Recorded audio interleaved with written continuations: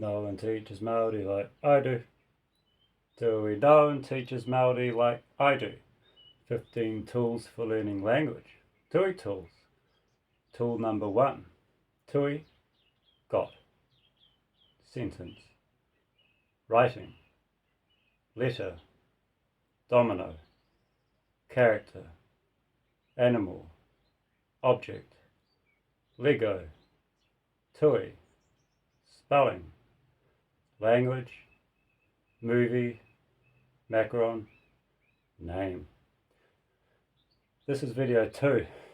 Video 1, in its playlist, the 15 tools, we covered 5 of the 15 tools for learning language. And they were got, sentence, writing, spelling, and language. I covered these tools by covering what I did when I came to the word whiro, the Māori word for red. This is a little recap. I'm going to be explaining what I explained in video 1 in a different way, so things can be as clear as absolutely possible. So I came to this word, whiro, the Māori word for red, and I thought, what have I got? And I always do that. I'm talking about a pattern. I've been learning this way for quite some time now, and I've noticed patterns. Patterns meaning habits, but patterns meaning routines. Patterns and routines that are tried and tested.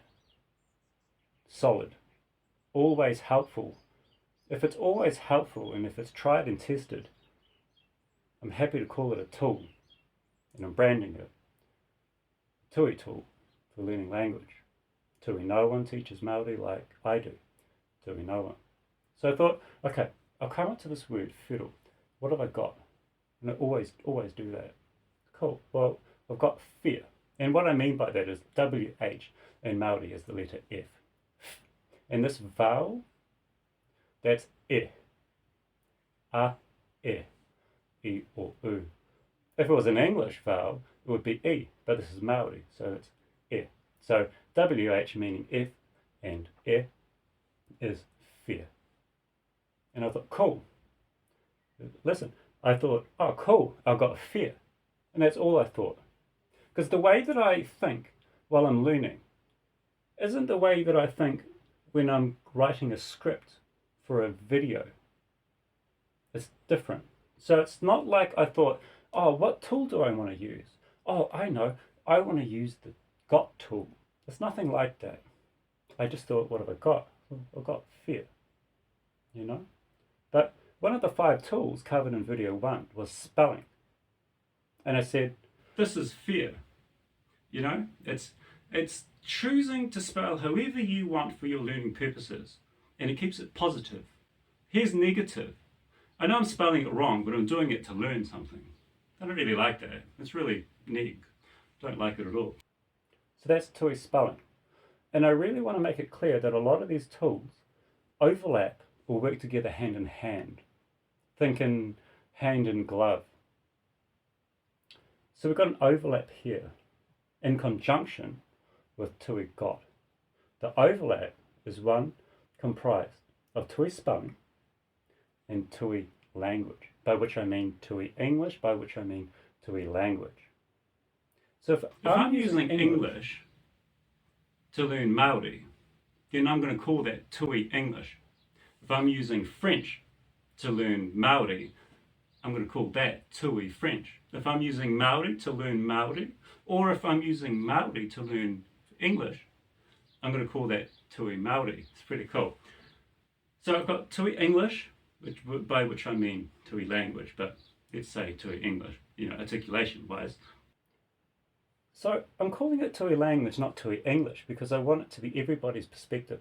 So if your mother tongue is, say, French, well, you're going to be using, if you're using this way of learning, let's call it tui learning, if you're using French to learn Māori, well, from your perspective, it's going to be tui French.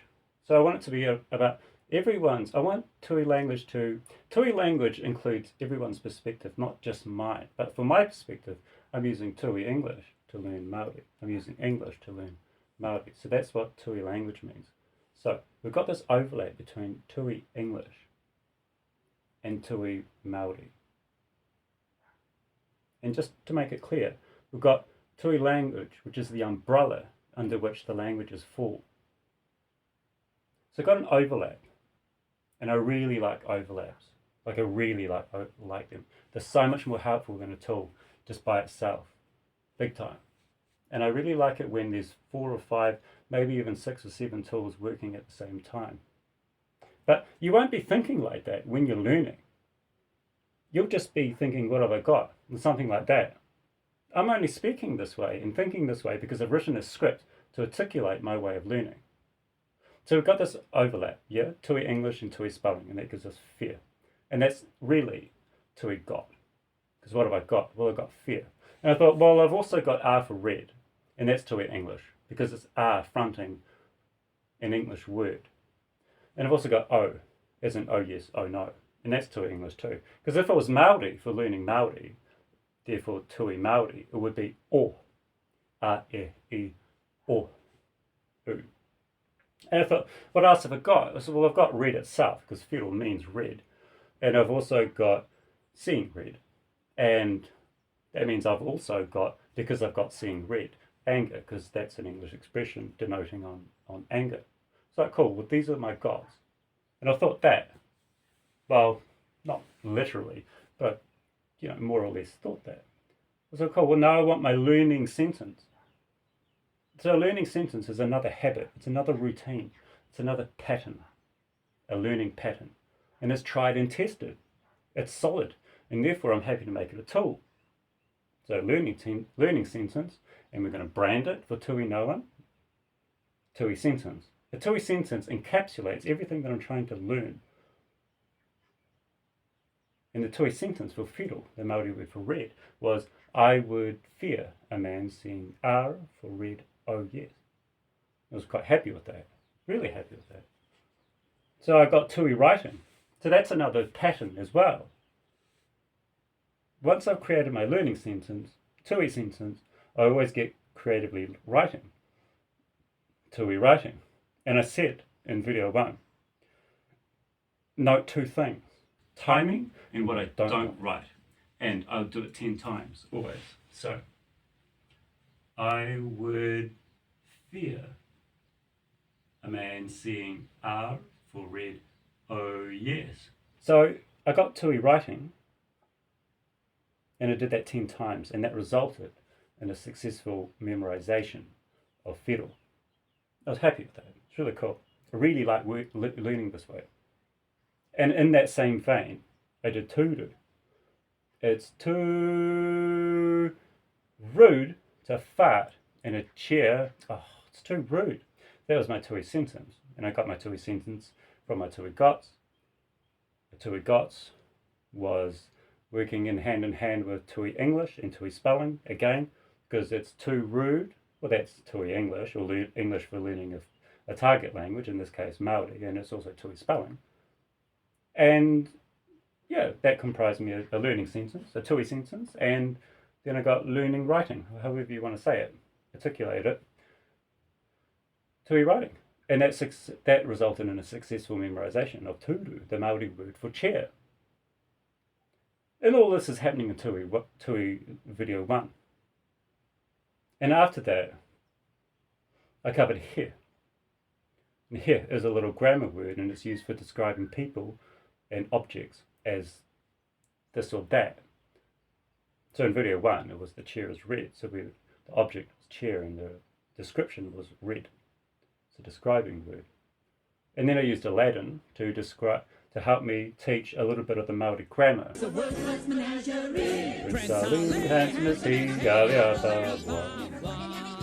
Also I said that there's no is in Māori, and therefore there's no are, because this chair is, those chairs are. So there's no is or are in Māori. And I showed the, just get rid of the H. Well, that's te, e. Cool? And that was video 1. You can watch it if you'd like. It's in playlist, the 15 tools. And now we're coming into video 2's proper segment. We're going to be learning some more. Te turu here, te turu there, and te turu yonder. So there you go, here, there, and yonder. And when I came to these 3 words, I thought, what have I got? It's the pattern. It's the old routine that always works because it's always tried and tested. So, tool 1, tui, got. I was like, well, what's a horse going to do? Neigh, right? And here you go. Now this brings into the scope of this channel, tui animal. Tui animal often overlaps with tui character. Very, very common. And we can make it a little bit more adult. Ra. Cool? That's another tui animal. In regards to na, I'm thinking, what have I got? I thought, well, I've got na gini. Dinner. So there's no G in Māori unless there's an N before the G. So if it's not NG, if there's anything else but NG, it's a false Māori G, and it would therefore drop. And everything to the right of it would drop like dominoes. And this brings us into tui domino. The thing is though, you still get to keep the character. So you know how we've got compounds? Tools working with other tools, hand in hand, and we've got overlaps? Well, tui domino works hand in hand with got, because tui domino is a really great way of generating characters and sometimes animals. That's why I like tui domino. It's one of my favorites, and I use it all the time. Like key, you know, what have you got? What's your English-speaking mind got for you? Kick, right? And there's no C in Māori, so that drops. And the K drops too, but you still get to keep the character. And key means two, so I'm thinking, well, to the net. The key character kicks the ball to the net. Key means two. So we've got nei, na, and ra, right? And I like compounds. But remember, it's not to think that, oh, what tool do I want to use now? I'm not particularly interested in thinking like that. I don't think like that when I'm learning. I think like that when I'm writing a script for a video. So I'm going to bring in new tools now for that which is on the screen. And one tool for this is name.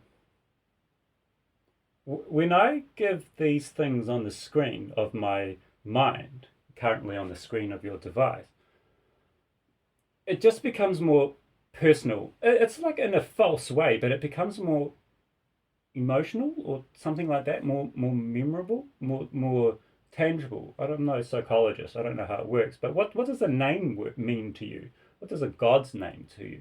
Even rock, you know, that's its name.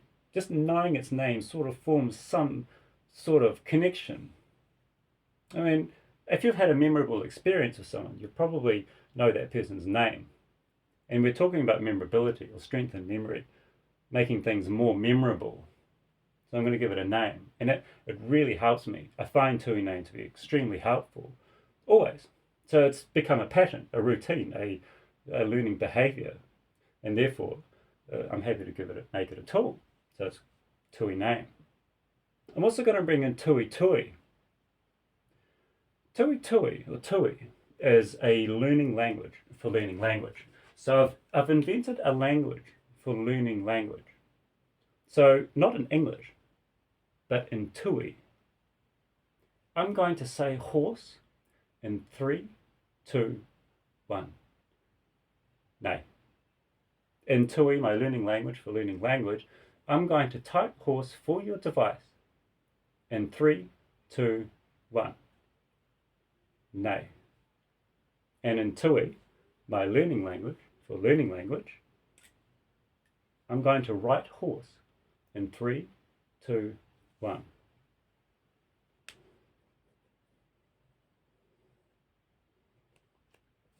In tui, my learning language for learning language, I'm going to say lion in 3, 2, 1.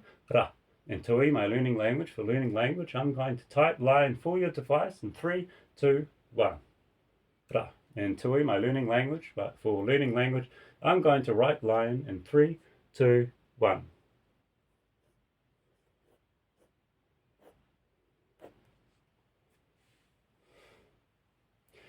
if you've seen Harry Potter, you're probably seeing that which is on the screen as a tui character. If you haven't seen Harry Potter, you're probably seeing that which is on the screen as a snake, and therefore you'd probably be seeing a tui animal. So it's up to you. So whether you, as an highly individualized and avidly unique individual, want to say, do the tui thing, you know, in tui my learning language, or in tui your learning language for learning language, I'm going to say snake in 3, 2, 1. Nah, and then do the screen thing and the writing thing. It's up to you. It doesn't really matter what I want to do or wanted to do. This is for you. I mean, I'm speaking into a camera lens. I'm not trying to foster a fake connection, you know, on pixels right now. But it is for you, regardless. So there we have it. Yeah. Tui animal and tui character being overlapped, and we've got tui name, and we've got tui my learning language for learning language. So may I please introduce to you Nei, whose name is Nei, for Nei is a Nei. And may I please also introduce to you Ra, whose name is Ra, for Ra is a Ra. The lion, the Ra, the horse, the Nei, and we have Na, whatever Na is for you. Cool? So at this point in time, while I was learning these 3 sentences, I was like, cool, well, how's any of this actually helpful? And to check on that, you have a look at what you're actually learning, which is to say that I actually left the lesson and figured out my gots and all of that. And then I returned to the lesson. Well, what am I actually dealing with here? Oh, yeah, here, there, and yonder. I got distance. I got distance. So now I'm going to incorporate that which is on the screen and the concept of distance together, and I'm going to do that creatively. So I sort of just, I mean, I was in a cafe, so I didn't quite literally do it, but let's just say I closed my eyes and thought, okay, how's this going to happen? Let's just let the chips just fall where they fall. And I just trusted the process. And this is how it happened. And this is actually more like a tui sentence as well, but this is how it happened. Here is Nei, standing right here. So close is Nei, standing right here, that I can only see half of Nei's head on the vertical. And there is Na, behind Nei, who's right here.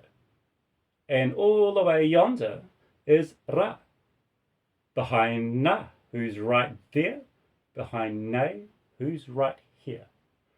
And that's how I did it. No one teaches Māori like I do. Do we know one teaches Māori like I do?